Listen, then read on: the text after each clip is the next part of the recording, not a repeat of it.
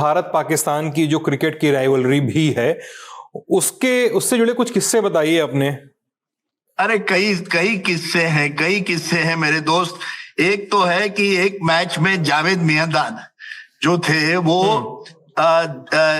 फैसलाबाद या किसी एक पाकिस्तान ग्राउंड पे उन्होंने 200 से 280 रन शायद बनाए। अच्छा। और वो दिलीप दोषी एक भारत के लेफ्ट आर्म स्पिनर थे। हर शॉट के बाद जावेद मियांदाद दिलीप दोषी को पूछते थे, अरे बता ना तेरा रूम नंबर क्या है। जावेद की आवाज इस तरह से होती है, ए बता ना तेरा रूम नंबर क्या है दिलीप। तो दिलीप दोषी बार बार फिर गुस्सा हो गए, what you mean room number. उसने कहा अगला शॉट जो है ना मैं तुम्हारे रूम में मारना चाहता हूं। तो इस तरह की नोकझोंक हुआ करती थी दोनों देशों के बीच में। मुझे सुनील गावस्कर ने कुछ ही दिनों पहले एक बड़ी इंटरेस्टिंग स्टोरी बताई।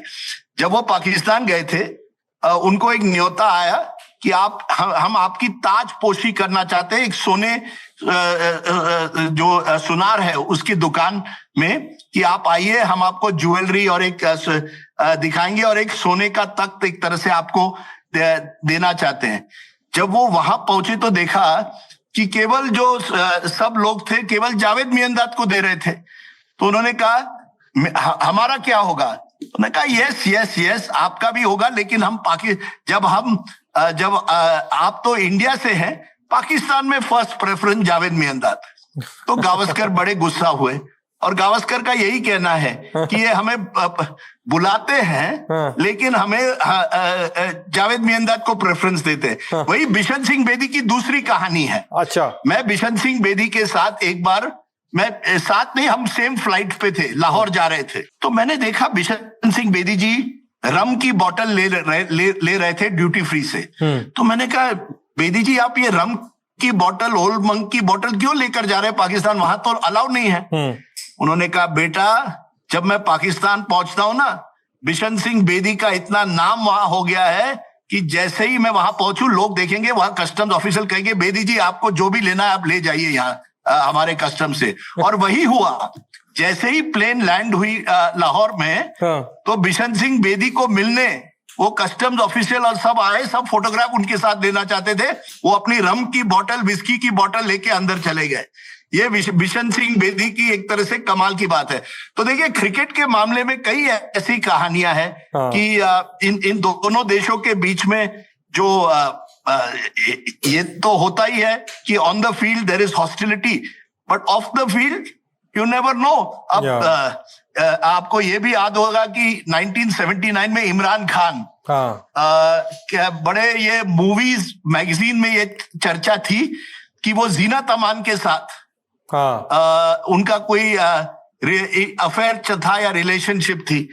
अब उस टूर में इमरान एक मैच नहीं खेले because he had a leg injury. तो तुरंत एक पाकिस्तानी जर्नलिस्ट ने उनसे पूछा, यही होता है जब आप एक इंडियन एक्ट्रेस के साथ कोई रोमांस करते हैं कि आप अगली मैच फिर नहीं खेल पाते हैं। तो ये देखिए दोनों तरफ से हर प्लेयर को एक तरह से टेस्ट किया जाता है कि आप जब तक इंडिया के सामने अच्छा परफॉर्म नहीं करे या इंडियन प्लेयर पाकिस्तान के सामने अच्छा परफॉर्म नहीं करे, इट डजंट वर्क। बट अब मुझे लगता है कि today's Pakistanis know that India is a better team. मेरे दोस्त जो पाकिस्तान में है वो मानते हैं Virat Kohli is a much better player than Babar Azam, या हमारे जसप्रीत बुमराह शाहिद शाह अफरीदी से बहुत ही अच्छे हैं। एक जमाने में मानने के लिए तैयार नहीं थे। मैं यूनिवर्सिटी में ऑक्सफोर्ड में था, तो मेरे एक पाकिस्तानी दोस्त ने मुझसे कहा Imran is a better allrounder than Kapil Dev. मैंने कहा बिल्कुल नहीं, कपिल देव इज बेटर। 5 घंटे बहस हुई, 5 घंटे एक बात पर। अब कौन उसने स्टेटिस्टिक्स लाया, ये लाया। मैंने कहा ये देखिए ये सब छोड़िए। और उस समय Kapil Dev and India was a world cup winner, Pakistan world cup winner भी नहीं था। तो आप सोचिए किस दूसरे देश के बीच में 5 घंटे ये बहस हो सकती है, who is the better allrounder, Kapil Dev या Imran Khan. So there are lots of stories. अब जावेद मियांदाद का करियर कैसे बन गया, जब उन्होंने वो छक्का मार दिया शारजा में, तुरंत उनको सब उनके घर पहुंच गए, सोना दिया, ये दिया। He became overnight a star, a hero. And I think this kind of love hate relationship, मैंने एक बार लाहौर में मैं 1996 वर्ल्ड कप देखने गया फाइनल। अच्छा। तो उस वर्ल्ड कप फाइनल में एक पोस्टर था, माधुरी दे दो कश्मीर ले लो, माधुरी दे दो कश्मीर ले लो, यानी माधुरी दीक्षित हमें दे दो, अच्छा, और आप कश्मीर ले लो। अच्छा। अब ये कहाँ होगा कि एक ऐसा पोस्टर निकलेगा, माधुरी दे दो कश्मीर ले लो।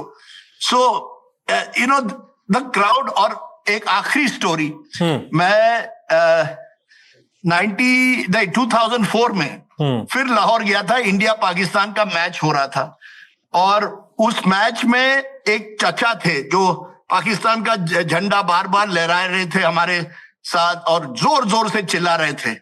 एंड में राहुल द्रविड़ और मोहम्मद कैफ ने हमें मैच जिताई। तो वो जो चचा थे, मेरा बेटा था तब मेरे साथ, वो 7-8 साल का था। चचा ने कहा, ये जो झंडा है ना, ये आप रख लो, आप लोग जीत गए, दिस इज योर डे। मेरा बेटा वो झंडा अपने शर्ट पर लगा के वाघा बॉर्डर से हम लोग वापस आ रहे थे, और मुझे ताज्जुब है कि सब लोग देख रहे हैं, उसका शर्ट ब्लू शर्ट था इंडिया, लेकिन फ्लैग हरा था। और मेरे बेटे ने वो फ्लैग अपने घर में कई सालों तक रखा, कहा कि नहीं वो चाचा जी ने मुझे दिया है। आप सोचिए, ये जो एक जमाने में बैटल ऑन द फील्ड होता है, लेकिन ऑफ द फील्ड उस जमाने में देयर वर डिसेंट रिलेशनशिप, अब वो नहीं रहा है। अब मुझे लगता है एक तनाव आ गया है, एक दुश्मनी इतनी हो गई है कि now it is impossible to even think कि कोई आपको इस तरह के जो।